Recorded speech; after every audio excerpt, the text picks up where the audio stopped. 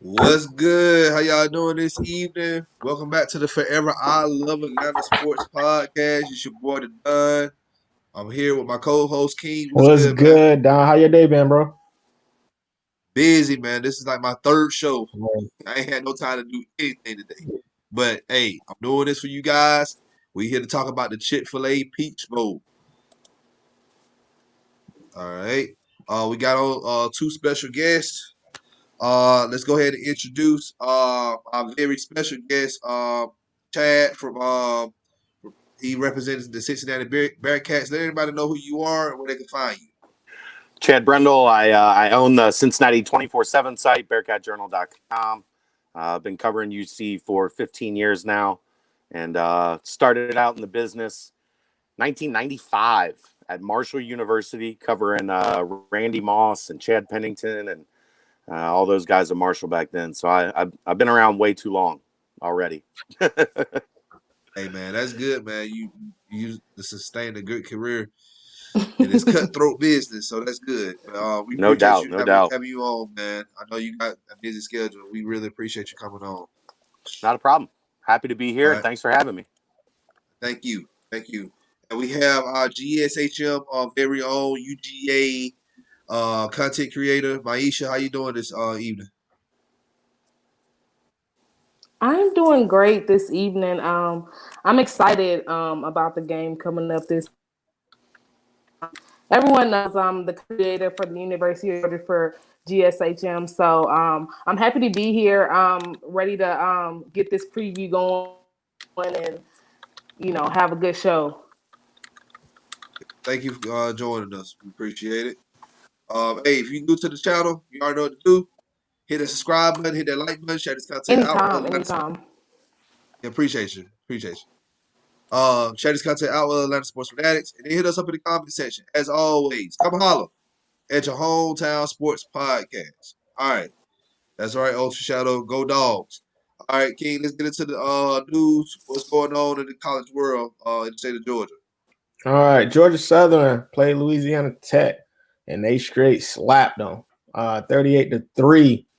If you watch that game, I feel sorry for you if you're a Tech fan, because it wasn't a joy to watch. Also, Doug Rouse will be the Georgia Southern offensive coordinator. Based off that Louisiana Tech game, it don't look like they needed a new offensive coordinator. 16 Eagles made the PFF All Sun Belt squad. Ryan Lagan named Patrick Manley Award finalist. For all y'all, that means he is the best long snapper. Shao Warts named to the Waffle Trophy Award finalist. Means he did good in the community service. And little feedback on the Falcons. Younghoe Koo, former Georgia Southern, named to the Pro Bowl. How'd you feel about that Georgia Southern game, Don? I feel like it was a good victory for them. I know they had a little downs this year. They supposed to have a better record, trying to replicate or do better for that 2019 campaign. But hey, due to the circumstances with COVID-19 and everything, they did well. So, all right, Georgia Tech Presley Harvin III was named first team punter of the Associated Press All-Atlantic Coastal Conference. Jahmyr Gibbs named second team all-purpose back of the Athletic 2020. Georgia State beats Western Kentucky University 39-21 in the Linden Tree Bowl. Thoughts on that game, Don, the Linden Tree Bowl? Once again, Georgia State, they look good in that. They crushed doggone West Kentucky. We thought that West Kentucky, because they got one of the best pass rushers, coming out, in the draft, and we thought they was gonna really have their way. And they didn't, we kept scoring. We ramped up the score, and hey, it was good. It was a good game. Yes, it was. So let's get into it while we really here. UGA will be playing Cincinnati on January 1st in the Peach Bowl. UGA has nine players that opted out due to COVID-19. The Bulldogs have the longest active bowl streak in the nation, now at 24. Right behind them is Virginia, I think, at 23, if I'm not mistaken. It's either Virginia or Virginia Tech. Cincinnati will be the first undefeated foe for the Bulldogs in the bowl game since the 2007 season when they played Hawaii and they won 41-10. And let me tell people this, and I'm not trying to play devil's advocate. Cincinnati is not Hawaii. Okay, we know Hawaii played in the WAC. The WAC is way different from Conference USA, and everybody said, "Well, it's going to be very similar to how we did Hawaii back in 2007." No, it's not. Cincinnati is a good team, and I feel like not even just UGA fans, just football fans, you have to cool your jets a little bit. You need to go watch some Cincinnati games because they look real good. They ranked 8th in the country for a reason. Yep. Educate some of these people on some basics about Cincinnati, Chad. I think you hit on one thing right there, that this isn't Hawaii, or it isn't some of the UCF teams that we've seen that were gimmicky. Isn't really the right word, but they were really focused heavily on one side of the football, where the Cincinnati team's a complete team. You've got 2 All-American defensive backs that were just named by the Associated Press. You've got strong linebackers. You've got, defensive linemen that have a shot in the NFL, and you've got a top 15 offense. You also have a very good punter that's going to play in the NFL. So your special teams are really strong. This is a team all across the board that they're built like, Luke Fickell spent 4 years as a player in the Big Ten and 14 years at Ohio State as defensive coordinator. They're built like, an Ohio State, and that's Fickell's vision of the program. It's not gimmicky. It's not a one-off. It's not a team that's built to have 1 or 2 good years behind a quarterback that turns out to be hot in a college system. They're built to sustain success. They're built.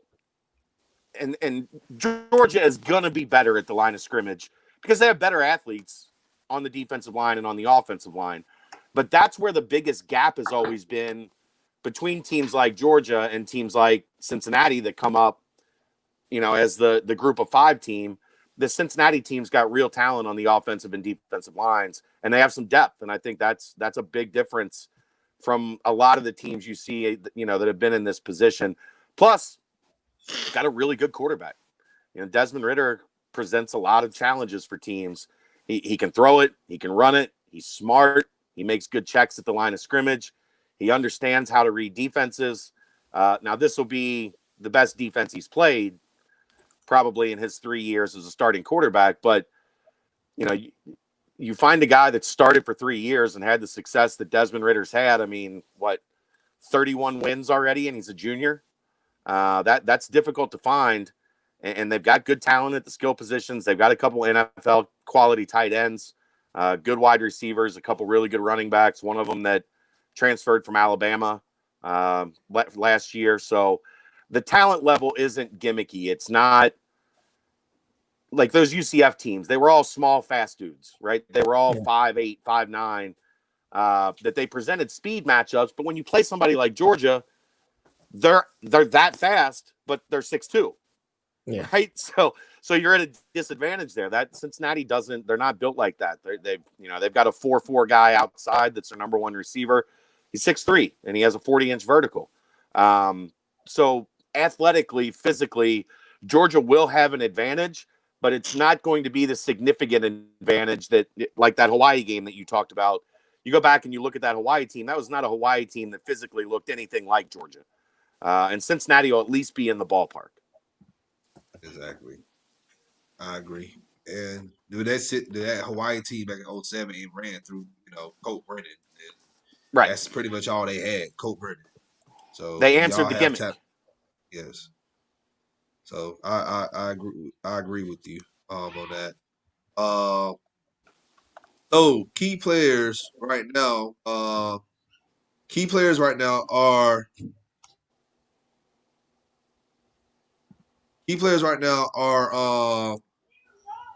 Zamir White on the UGA side, offense, defense, Monte Rice. Key players right now are what happened?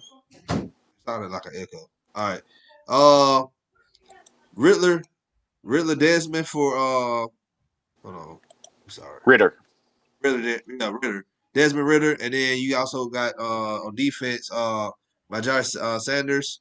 He had 7 sacks of the season. So, like Chad just said, you're playing a well balanced team in Cincinnati. Now, a win in the Peach Bowl would give Cincinnati its first undefeated campaign in the modern era. What's your thoughts on that, Chad? I mean, it would be something this program hasn't. They made it to the Orange Bowl in 2008. They made it to the Sugar Bowl in 2009, but they weren't able to close the deal. 2009 being the year Brian Kelly left after the Big East Championship to go to Notre Dame, and then they played the Florida Tim Tebow team without a coach in the Sugar Bowl, and that was just asking for a whipping. So this will be a chance for them to kind of take that step towards legitimacy to say, look, we might, and I think that's what people forget. Like they throw P5 and G5 and all these labels around. It wasn't that long ago that Cincinnati was sitting at the big boy table in the Big East and winning the Big East on a regular basis. So this isn't, a team that's on the come up, a team that hasn't experienced success before, but it legitimizes Luke Fickell. It legitimizes his program if he can get to 10-0. It legitimizes what he's trying to do, what he's trying to build at Cincinnati. That they haven't been able to. They've been able to get to the altar. They haven't got married yet. Yeah. And y'all this is kind of a lot of people forget, like even 12 years ago, y'all had Brian Kelly as y'all head coach, and he was doing a great job there to Notre Dame snatch them up. Yeah, I mean, Brian was kind of the catalyst to really pushing, and before him was Mark D'Antonio, who just retired from Michigan State. Mark D'Antonio stocked the roster, and then Brian Kelly came in and did most of the damage with guys that Mark D'Antonio had recruited. They put a ton of guys in the NFL from those teams. So, it's a matter of taking the next step, taking that step to saying, Ohio State owns Ohio, but Cincinnati isn't that far off, and that's kind of where this has come from. They're taking a lot of talent that has Michigan State and, Indiana, and they're not getting the kids Ohio State wants, but they're getting a lot of the other ones, and they have a P5 roster. They just have the G5 label. So getting over that hump of being undefeated and winning a major bowl game would be a big one. Exactly. I agree. I remember like last year, there was a player that committed to Michigan that flipped and went to Cincinnati, and I'm like, oh man, that didn't look good. And I'm a Michigan fan, so but yeah. All right. Cincinnati forced a turnover in 19 straight games, the longest active streak in the NCAA FBS. Your thoughts on that, Chad? They have a great secondary. I mean, that's how you turn it over. Get teams to turn it over that much. Like I said, they have a second-team All-American at free safety. They have a second-team All-American that plays boundary corner in Ahmad Gardner. And then a lot of complimentary guys around them that are very good. Derek Forrest is a team captain at strong safety. Kobe Bryant is a 4-year veteran at the field corner. They've got a really good nickel in Arquan Bush, and that's how you get good pressure up front with a guy like Miesha Sanders that you mentioned. You make the quarterback uncomfortable, and then you make them make mistakes. And when you make mistakes, they've got the guys on the back end that can really make you pay for it. So that's where that comes from. Watching the secondary kind of develop over the last 3 years has been really impressive, because if you go back to the end of the Tommy Tuberville era, and I love those guys, but they had a bunch of dudes that probably couldn't cover me. So, and I'm old, fat, and white. So they needed an upgrade there. And that's been a big factor in how you turn teams over that consistently. All right. Question for Miesha. Knowing that what happened this year with UGA, we losing to Bama, but the coup de grace for us was losing to Florida, and not being in the playoff again. What's your thoughts? Like, what do you think? Do you think Georgia's going to come out here and game, or are you thinking that it's where we New Year's 6, but this ain't the destination we wanted? This is not the destination we planned. How you think we're going to end up playing? Like, you got to think about the quarterback, JT Daniels, and all these guys. Let me say this. The reason why Georgia is going to go out and totally dominate in this game is because they're very upset. And not upset in a bad way, but I feel like we were robbed of the seniors were robbed of their last game. So they didn't get to play out. We didn't get to play out the season. So I feel like this bowl game is like that last game. Like, yo, we have a statement. We deserve more than what they tried to give us. The 2 losses that we have were 2 better teams per se. And then at that time we was dealing with a quarterback issue where we didn't have a consistent quarterback. But if you would have gave me a healthy JT Daniels in the beginning of the season, we would definitely be top 4. And I stand firm on that, because even when Richard LeCount went out, like, defense still stepped up tremendously. So I'm definitely ready for this game. I found out today that Richard LeCount will be suited and will play in this game. So he hasn't played since his injury. So this is going to be an explosive, like, I got something to say. This is going to be leading us up to next year. Like, I'm rooting. We're getting a ring next year. I don't care what nobody say. Yeah. I don't know about that, but we're getting the ring next year. And as a Georgia fan, I say this every year. Every year I'm always say we getting a ring, and I'm speaking it into existence. I feel like these guys have a lot to prove, and they're angry. They felt like people felt like they just went from like top notch to trash, and that definitely wasn't the case. So they're going to go out there and, be who they are. And I'm excited. I think we'll do just fine. A lot of people comparing this to 2007, but I'm comparing this game really to 2018 Sugar Bowl, when Georgia went down there to New Orleans, and I know that game they wasn't really laser focused, but Texas came out and shellacked. Yeah, I actually had the privilege of being able to attend that game. New Orleans is 35 minutes from where I stay. So I was able to go. And let me tell you something. I was upset because I'm like, I know we ain't came out here and let Texas do us like that. And I'm such a big SEC girl. I feel like no team can beat the SEC. So I was more so upset that we were an SEC team and we got whooped by a team that was non-conference. So that was my thing. So, yeah, we're going to bring a couple trophies back to the SEC this year. So we got to kind of make it do what it do. But I'm excited, man. I'm not worried about Cincinnati. No disrespect, Chad. I promise it's not. But I'm more so, wishing Cincinnati would have been in the top 4. They've gone undefeated a lot of seasons, and they're constantly robbed. So, I hate to do it to them because y'all deserve so much more. But how come whenever somebody says no disrespect, they're disrespected? Never fails. It never fails. If you catch yourself saying no disrespect, you just laid some disrespect. Yeah, pretty much. Exactly. you like to say it, so it's not like no hard feelings, like no disrespect, but let me tell you, so. No, look. I would say Georgia is probably the most talented team that Cincinnati has played since Luke Fickell has been the head coach at Cincinnati. So this is going to be their toughest challenge to date since Luke Fickell has had the job. Those 2017, 2018 UCF teams are probably close. The one that beat Auburn in 2017 in the Peach Bowl. But nobody on the Cincinnati side is looking at Georgia and thinking, we got this. Everybody's from Cincinnati. Everybody's well aware. Look, yeah, maybe a couple guys opted out, but there's like 6 4- and 5-star guys behind them that are like, oh, okay, it's my turn.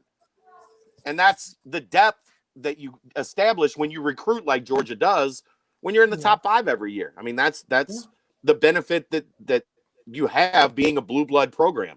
So Cincinnati's got their work cut out for them. I don't think anybody's saying that, and I didn't take it as disrespect. I just always have fun when people say no disrespect and then disrespect. All right.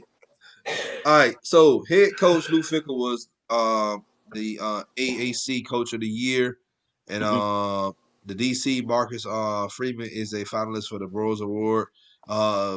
You hit on Luke Fickell a little bit, but just go a little bit more in depth about what he done to turn that program around.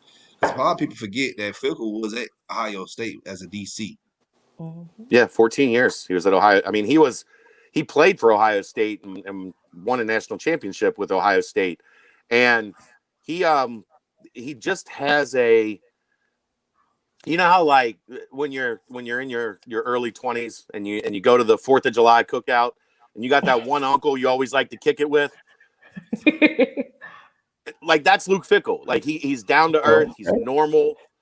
And you know, I've been for 25 years, you go through a lot of coaches in this business. You meet a lot of different people. Luke Fickell's the most normal head coach I've ever met.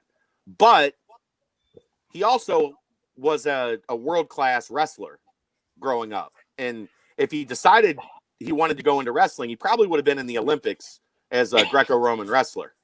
He was undefeated. I think he lost 3 times as a freshman in high school. He never lost again.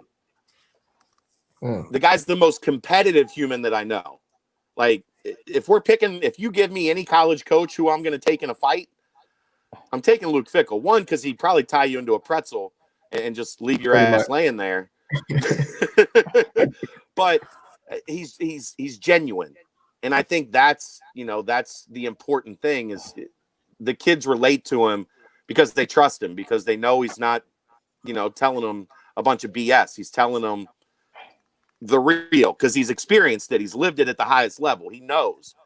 And I think that's permeated throughout the program. They trust him. They bought in. You got a lot of guys that are playing well above their recruiting rankings. You're looking at guys that are projected,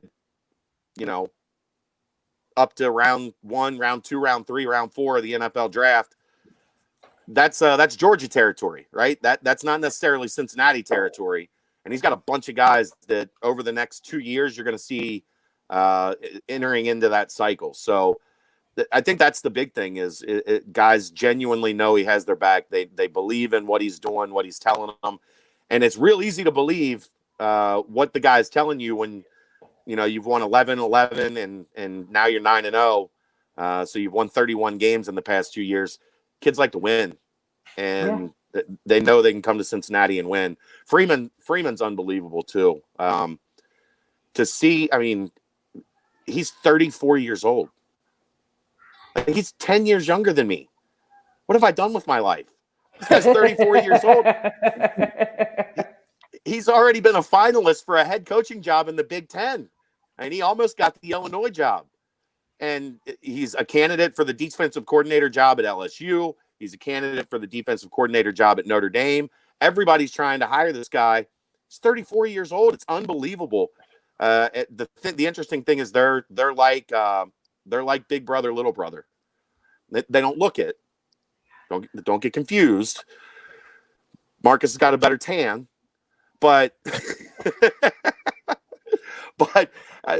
Marcus was a GA under Fickle, and Fick was a coach there when Marcus played, and they have a great relationship between the two of them. And what they've been able to do defensively has been really cool to watch, because I liken Marcus to an NFL defensive coordinator. Falcons, when they played, You said the Falcons need a defensive coordinator? He could do Heavy it. on the need of defensive coordinator, yes. Yes. Mike Vrabel tried to hire him at Tennessee last year to come in and be the co-defensive coordinator, and he turned it down to stay at Cincinnati. So he could absolutely coach in the NFL. But a perfect example, when they played Navy the first time when Fickle was here, Navy ran for almost 600 yards. It was an embarrassment of a day. They come back around the next time they play Navy, and Freeman changed his defense completely in 1 week, and they switched from a 4-3 base to a 4-4 base. And Navy had one of their worst offensive games in the history of the school. They didn't even rush for 150 yards and couldn't score a touchdown. They play UCF last year, and out of nowhere, he springs a 3-3-5 defense on UCF that UC had never shown in the 3 years that Freeman had been here. They played Army this year in another triple option team. Army thought they were going to come out in the 4-4. They came out in the bear front with 5 defensive linemen, and they shut down, at the time, was a ranked Army team. That's what you see. That's NFL coaching. That's adaptability. That's the New England Patriots, right? Whatever you do good, we're going to change it up, surprise you, and take whatever you do away. And that's who Marcus Freeman has been, man. He's one of the hottest, fastest rising names in coaching for a reason, and it's because he's got a great mind for it, and he's not afraid. Too many coaches are afraid. I'm about to call Kirby smart. Kirby wants to run his own defense. I think too many get caught up. I'm a 3-4 guy. I'm a 4-4 guy. No, be what it requires to stop the other team. Exactly. Bingo. Exactly. That's the issue we have had with the Falcons, and UGA. That's most defensive That's most defensive coordinators or defensive-minded coaches. They want to run their scheme. They want to push their own agenda, have their own ego. They don't want to switch up anything. But that's, when you go back to New England, that's where Bill Belichick has been so great. Not even Bill Belichick, Nick Saban, he switched it up as well. He watched tape on the team, and they're going to take their best players away. They pose the players away and by running a different scheme each and every other week. And as somebody covering the team, it's fun as hell to watch too, because you're always on your toes. All right, what are we doing? How many down linemen we got? How many linebackers? How many DBs? It keeps you on your toes and thinking. It's fun. It's fun to cover. Yeah, I agree. Miesha, what does UGA have to do to win this game? Be UGA. It's simple. We don't have to do nothing. No. Yikes. No, we have to come out No disrespect. and no disrespect, Chad, but we have to come out and just immediately take off. My thing is, sometimes Georgia's either first half team or second half team. When we play Alabama, we're a first half team. We whip them first half, don't do nothing second half. It happens every time we play them. So we have to come out and play all 4 quarters you just have to go. We can't stop. We can't take a break. I don't need Kirby Smart making crazy decisions. We're gonna fake a punt on the 4th, and we don't need all that. You got to do all that. We're playing Cincinnati, so just go out and be the Bulldogs. You don't have to do too much. We're gonna give Cincinnati the first L of the year. I hate it for them. Be the Bulldogs. I guess that means blow a lead. Oh, sorry. Oh, blow a lead. I can't even say anything because, oh Lord, you don't want to talk about blowing the lead. All right, let's not get into a roasting session. All right. All right. Now, what does Cincinnati have to do to win this game, Chad? Got to play mistake-free football, I think, is the big thing. Because if you give Georgia opportunities, they're going to take advantage. Turnovers, procedure penalties on first down, so to get you behind the sticks where you're looking at 1st and 15 instead of 1st and 10. It's going to be hard enough against Georgia's defense to stay ahead of the sticks without self-inflicted wounds. So I think, not that they have to play perfect, but they have to do a really good job of minimizing mistakes and not allowing, blue blood teams are blue blood teams for a reason. And that reason is you give them one crack, one crease, one opening, and they take advantage, and that's how you have, if you're up by 3 and you make one or two mistakes, next thing you know, you're down by 10 or you're down by 14. And now you're fighting uphill. So especially early in this game, Cincinnati's got to play mistake-free, error-free football. I'm curious to see if they hang around for a while, how Georgia reacts. Do they put their foot on the gas and say, we're going to put this thing away? Or do they say, you know what? It's a bowl game. There's not a whole lot riding on it. Let's get to the draft, whatever the case may be. I think that's important because if you're down, you get down 14-0 in this game, coming back, it sounds good in theory, King. Sounds awesome. I don't know that it's happening especially with the way JT Daniels has thrown the ball lately. I mean, he's going to be challenged against a really good secondary, but seeing him over the last couple weeks of the season, that made Georgia look like Georgia's supposed to look. Where when you watched in the beginning of the year, it was like yeah, it was ugly.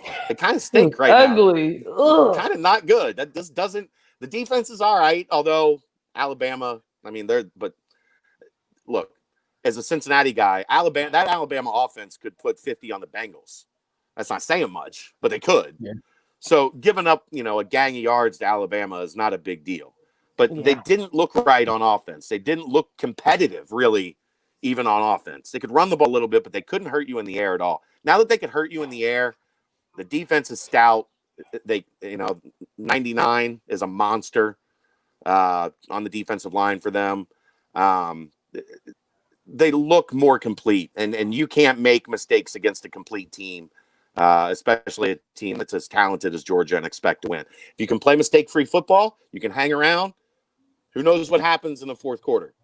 But they had 10. UC had 9 procedure penalties on offense in the AAC title game. You get behind the sticks 9 times, you're going to get your ass kicked against Georgia. That's just the reality. All right. So who are your key players that you think that's gonna do well in this game for you guys, Chad? Ritter's going to be the key. I mean, he's kind of Desmond Ritter's the heart and soul of the quarterback on offense, mainly because not only can he beat you with his arm, but if a play breaks down, he can beat you with his legs. Really long stride. The thing about Des that's funny is he looks kind of slow, but then he's running away from defensive backs because it's just his strides are so long. So he's deceptive, I guess would be the right word. Alec Pierce is their deep threat on the outside. Either any of you guys a North Carolina basketball fan at all, or watch much North Carolina basketball? Okay. Well, you remember? Okay, then you'll know what I'm talking. You remember Justin Pierce last year for North Carolina? No, I don't. White kid, could shoot. He didn't. Okay. Yeah. I know who you're talking about now. It's his younger brother that is the number 1 wide receiver for UC. They've got 2 good running backs, like I mentioned, Jerome Ford that was at Alabama his first 2 years. They've got 2 really good tight ends in Josh Wiley and Leonard Taylor. Those are going to be the main guys to keep an eye out offensively. One other kind of wild card is a kid named Michael Young. This will be his 3rd time playing or competing against Georgia. So he's a transfer from Notre Dame. So 2017 and 2019, he was part of the Notre Dame team that played Georgia. Defensively, Myjai Sanders, as you mentioned, Jarrell White has been kind of the heart of the defense at outside linebacker, and then Ahmad Gardner, who was 2nd-team All-American corner. James Wiggins is going to be the interesting one. He had a leg injury in the AAC title game. He came out in the first quarter and never returned. If they are without him at free safety, this is a Cincinnati defense that simply isn't as good as they have been all year because he's kind of their impact guy at the back end of the defense. So he will be a key to see, if he's on the field or not on Friday. Those would be the main guys. If all of those guys play well, Cincinnati's got a chance. All right. I think Miesha, like 11 of them. If these 11 guys play well, Cincinnati has a chance. Miesha, who's your players that's going to be very key opponents for UGA that's going to make a difference in this game? As I mentioned earlier, Richard LeCount is suiting up. He will play in this game, and I'm so excited just to have him back. He's going to bring such a different momentum to defense. Like he's been a defensive leader. We've missed him all season, so him being in that game alone is going to make a difference and put a lot of confidence back in our defense. JT Daniels has to go out there and have that same game, those two same games he had against Mississippi State and Missouri. He goes out there and he's accurate with throwing the football, 300, 400 yards. Zamir White and James Cook run when they need to, tight ends, breaking coverage, making those catches. Like, that's what we need. We need a good game from JT Daniels, and we need an astonishing performance from our defense. And we take it home. Yes, sir. No disrespect. But Cincinnati does have the number 2 secondary in the country. If he throws for 400 yards, I'll come back on this show and eat my hat. Yes. Okay. That is must see. And it's a nice hat. It's a nice hat. I'm more of a smoke. Like, I smoked some chicken wings right before I came on this show. Smoker for an hour, then finish them in the air fryer for about 12 minutes. Good. They were really good. Yeah, man. I didn't get this manly physique by eating lettuce. So what's Cincinnati? Cincinnati's ranked 8? 8th, yeah. 8. Okay. All right. Predictions. Defense has been as high as 2nd in the country. Offense as high as 15th. Okay. It's gonna be a time to play. We're gonna play some SEC football this weekend. All right. Okay. So everybody put it in predictions. Go ahead, Miesha. You go first. What's your prediction of the game? I got the jersey on. Georgia. All right. What's the score? What score you think? 35-24. 35-24. Okay. All right, Chad. Miesha's gonna be mad. I think Cincinnati's gonna do it. I almost made her choke on her drink. I'm gonna go 31-28 Cincinnati. Whew. Okay. King? All right, yo. You know I gotta be the oddball. I'm going Bearcat, sorry. 31-24. All right. I like King. See? I like King. Look, I'm gonna say this. This game right here. Come on, Don. Come on, do it, Don. She's gonna have this a heart game attack. right She's here. Gonna pass out. This game right here is gonna go to overtime. Oh, no, it's not. No way. I'm telling you. Way. Look, I'm telling you. This game is 4 quarters is not gonna contain this game. It's gonna go to overtime. All right. And I feel like do it, Don.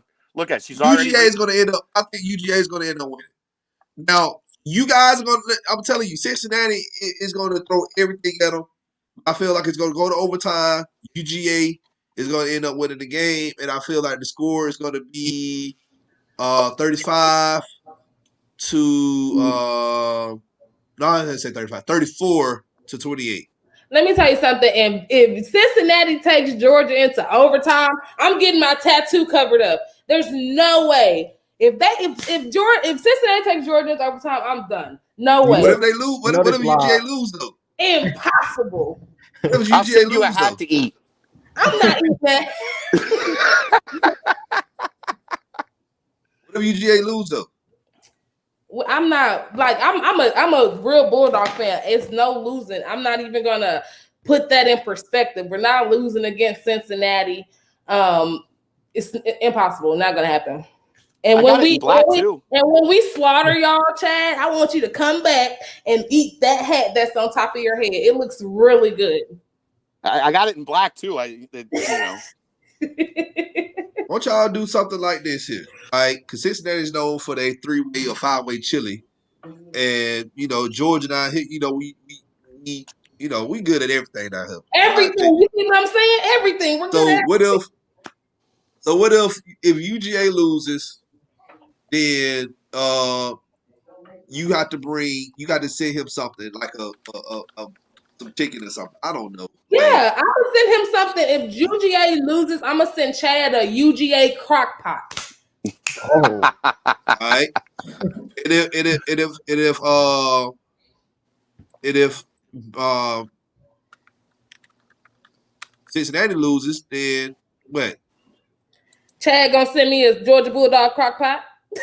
No, he gonna send you some Starline. Is it Skyline chili? Skyline. How about next time if Cincinnati wins, next time I'm in Atlanta, you take me to Magic City for some wings.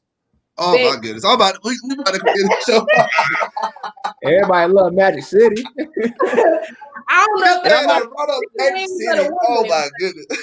Either or, we can figure it out. All right. Magic City. Hey, I'm not even a lemon pepper guy, but the lemon pepper wings in Magic City. You got to do hot lemon pepper. Got to have the buffalo sauce on it with the lemon pepper sprinkles. All right. I'll try that next time. All right. All right. Y'all didn't know what you was getting into when you invited me on here. Hey, we good. Hey, we good. Hey, I trust and believe. Every guest is always going to, I know every guest is going to be a shocker, So, look, we love it, man. You've been a great guest. Ultra Shadow said 24 Cincy. He's a huge Bulldog fan. So he said 28-24 Cincy. So, oof. You can't be a huge Bulldog fan. But you got to understand, like, you can be a fan of your team and be real with yourself and know that, okay, well, this we playing a good team, and there's a possibility that we're going to end up losing. Yeah, I have that mindset when we play Alabama, not Cincinnati. Okay. Right. I hate to see you when they lose. Chad. No disrespect, Chad. Right. I've been disrespected more. I got a 10-year-old daughter, and I think I've been disrespected more tonight than I have all day. Wow. That says a lot. All right. Hey, y'all. Appreciate y'all coming on once again. Miesha, let everybody know where they can find you. They can find me on my Twitter /Altman Miesha, my Facebook page, Women in Sports, my YouTube page, also Women in Sports, and also I'm with the home team, GSHM. So whenever you're looking for me, you can find me those places. Appreciate you, Miesha. Chad, once again, let everybody know where they can find you. You can find me on Twitter @Chad Brendel.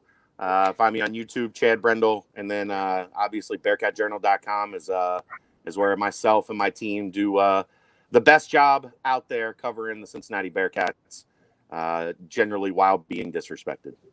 Chad, I'm about to follow you on Twitter because we're gonna have fun this weekend. Oh man, we're gonna end up. Look, the game. I'll tweet back and forth. Might be more exciting than the game. I'll be around. I've got to host radio all week in Cincinnati this week, so I can't come down for the game. So I will be at home with my Twitter machine fired up during the game. So it's gonna be 100 ads like @Chad. Right. You'll see. Right. You'll see very quickly if you follow me. I'm a little feisty on Twitter, so yes, I like it. We'll get after it. Right. Well, appreciate y'all both for coming on. It was a pleasure covering this game. Everybody, watching live, appreciate y'all joining live. Also, if you're watching this at a later time, hit us up in the comment section. Let us know what you think. All right. We will be back around 9:00 to the King. Go ahead and quickly. So tonight, 9:00, we're gonna be talking about the Hawks and their third win. Hopefully they get this third win so we can talk about the Hawks winning this game. They up right now 15-12, and Trae Young has already got saucy with somebody and dropped a 3 on them. So this should be a good game. We'll be talking about that at 9. Don will be there. And I'll be in the building. A guest on also. Yes, I'll be in the building, but I'm going to be at a very limited capacity, by the way. So Hey, if you're new to the channel, y'all already know what to do. Hit that subscribe button. Also hit that like button. Share this content out with other Atlanta sports fanatics. And hit us up in the comment section.